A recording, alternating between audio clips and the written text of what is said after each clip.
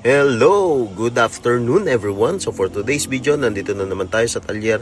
Dito lang yan sa Southside Automotive Shop, located sa Bypass Bukal Road, Calamba, Laguna.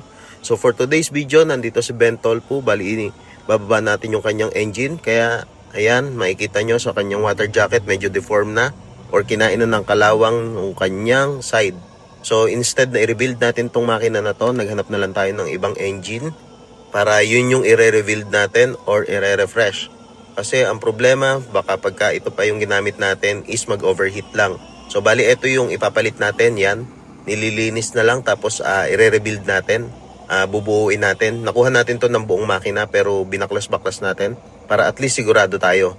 So ito pa yung kanyang mga pyesa, yan.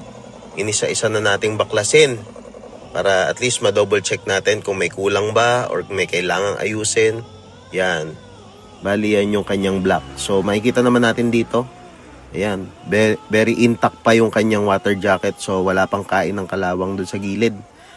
Bali yan kasi yung magiging problema natin kung sakaling isasapalaran natin yung isa. Possible ang mangyari is mag-overheat lang din siya. So medyo abala yun. Tsaka magdadoble trabaho pa. So ito yung kanyang ibang pyesa. Ayan. Inisa-isa na natin ng baklas.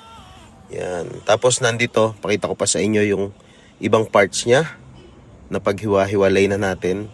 Linis-linis, tapos buo para at least alam natin lahat ng ikakabit natin is maayos na. So wala na tayong magiging problema kapag nabuo na natin to. So yun lang po muna ang ating update ngayon. Maraming salamat po. Ingat po tayong lahat and God bless us all po.